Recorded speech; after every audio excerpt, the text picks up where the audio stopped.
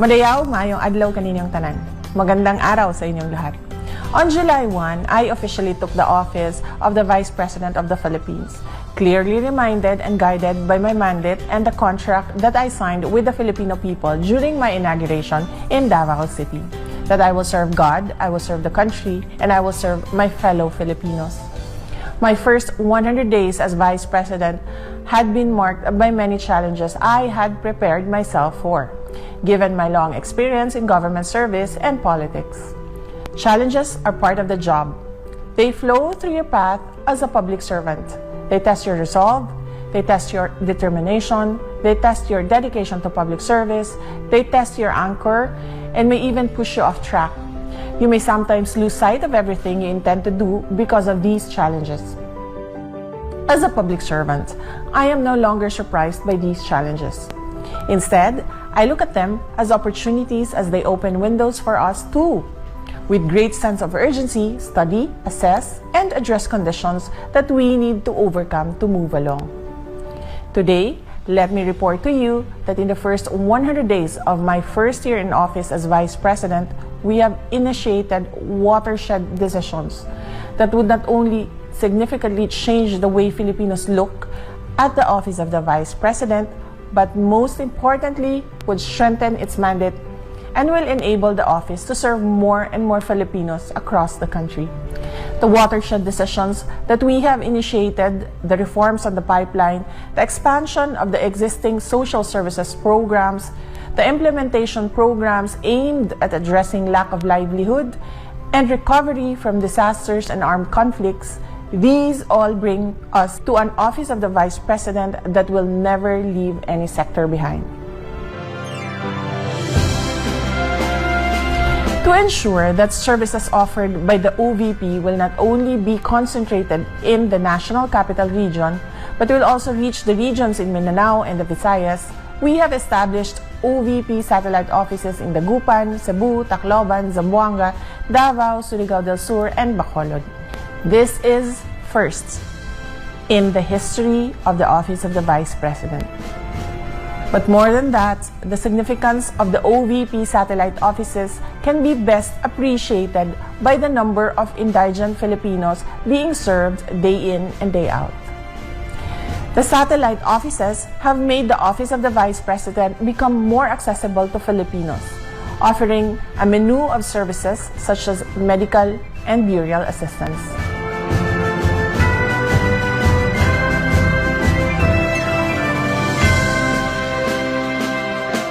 We set up the OVP Disaster Operations Centers to institutionalize the disaster relief activities of the OVP. Another first in the history of the Office of the Vice President. The Disaster Operations Center will put disaster response at the forefront of OVP operations, recognizing that disaster or calamity-stricken communities desperately need relief assistance and other social services.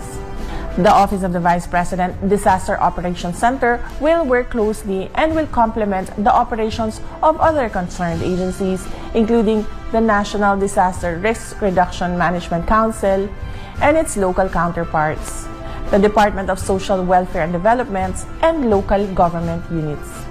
Fresh from its inception, the OVP Disaster Operations Centers responded to the victims and survivors of the July 27 earthquake in Abra.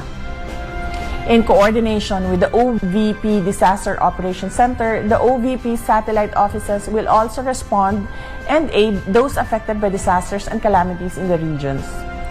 We have also assisted 3,000 residents of 6 towns of Nueva Ecija who were affected by the recent Typhoon Karding, giving them 5,000 each. The 15 million assistance was made through the Assistance for Individuals in Crisis Situations of the Department of Social Welfare Development.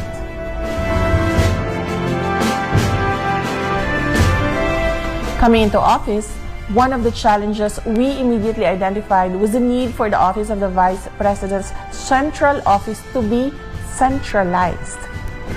Moving all the OVP workforce into one building was necessary for faster, more efficient, and more effective public service delivery. From 2 separate offices in Quezon City, The office of the Vice President is now located at the Robinson Cybergate Plaza in Mandaluyong. 1 OVP.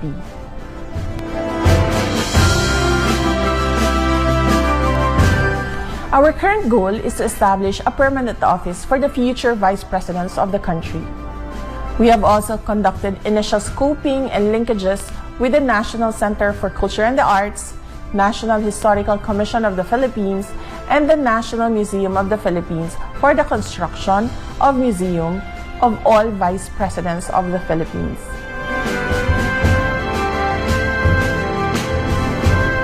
At the OVP Central Office, the medical and burial assistance for indigent Filipinos continues and even improved with our partnership with the Department of Health for the Medical Assistance to Indigent Patients program. The program covers at least 31 public hospitals all over the country. Our partnership with the Department of Social Welfare and Development enables Filipinos in crisis situations to access government assistance through the OVP satellite offices.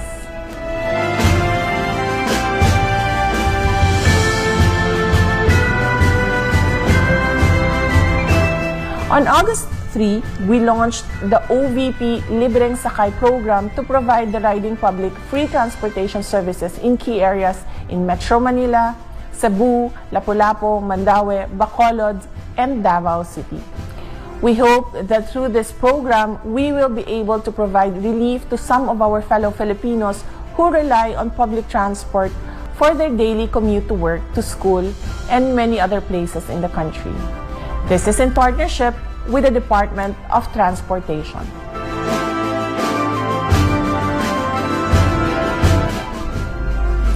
In the coming days, the OVP Kalusugan food trucks will be on the road addressing malnutrition among school children and children in areas affected by natural and human-induced calamities across the country. The implementation of the program is done in partnership with the Department of Education and the Department of Health through the National Nutrition Council. The Kalusugan food trucks will be deployed in target areas for 120 days, completing the cycle in which a child's nutrition is adequately addressed. We have also strengthened our diplomatic relations with other countries. Within a week of assumption, I received a courtesy call from the State Councilor and Foreign Minister of the People's Republic of China, His Excellency Wang Yi. I likewise received courtesy calls from the ambassadors of Australia, India, Ireland, Italy, Japan, Laos, People's Democratic Republic, New Zealand, Qatar, Thailand, United States of America, and Vietnam, and the head of delegation of the European Union in Manila. Among the topics discussed include overall bilateral relations between the Philippines and their countries. These courtesy calls also touched on deepening or exploring possible cooperations in the areas of education, culture, and technology. On September 27, I represented the Philippines as the special envoy to the state funeral of former Japanese Prime Minister Shinzo Abe in Japan. Also with me in Japan were Trix and her mother. Trix is a grade 9 student from Dinalupihan, Bataan. She was invited to join me as part of the project You Can Be VP of the Office of the Vice President, a project that aims to inspire learners to dream big and aim high. Together, we met with Japanese Prime Minister Fumio Kishida. She also joined me during my visit to Minato Ward, Shibahama Elementary School in Minato City. And we met with officials from the Ministry of Education, Culture, Sports, Science, and Technology to exchange views on blended learning, values, and skill formation, STEM education, and COVID-19 response. Here's Trix sharing to us her You Can Be VP experience in Japan. Interesado po akong malaman po ang trabaho po ni Vice President Sara Duterte sapagkat po nais ko pong malaman kung paano po ang maging isang Vice Presidente ng Pilipinas. kung paano at ano po ang mga ginagawa niya bilang isang Vice President at the same time po DepEd Secretary. Interesado po ako kung paano niya po ma-handle ang dalawang napakabigat na responsibilidad po dito po sa Pilipinas. Napakarami ko po natutunan sa pagsama niya po sa akin. Isa po sa akin natutunan ay dapat po wag po mahihiya sa mga nais ko pong ipabatid or nais po namin ipabatid dahil po ito naman po ay para po sa kapakanan ng lahat. At gusto ko po sabihin na maraming salamat po Vice President Sara Duterte sa walang sawang pagsuporta po sa katulad ko pong mag-aaral. Sana po ay hindi pa po kayo magsawa sa paggawa ng iba't ibang proyekto po patungkol po sa ikabubuti po ng edukasyon dito sa Pilipinas.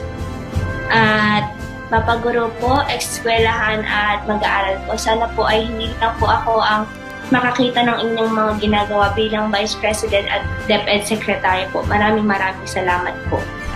The Japan trip was also an opportunity for me to meet with Filipinos working and living in Japan. And I hope to be able to meet more Filipinos in my future visits.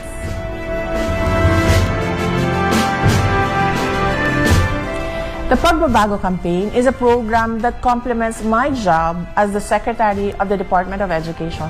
It aims to instill the importance of basic education and nurture among young Filipinos the value of determination and hard work as main ingredients to success.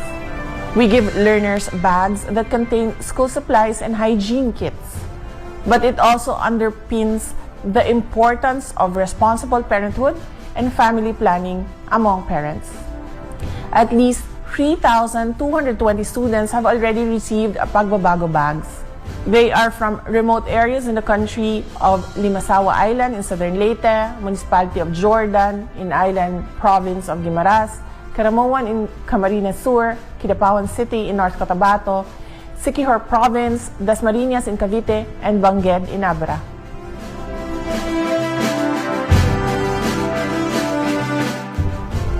We have also partnered with the Public Attorney's Office for Filipinos asking for legal assistance, including those that representation for clemency. Our partnership with the Department of Trade and Industry will also benefit eligible beneficiaries of government programs for micro, small, and medium enterprises.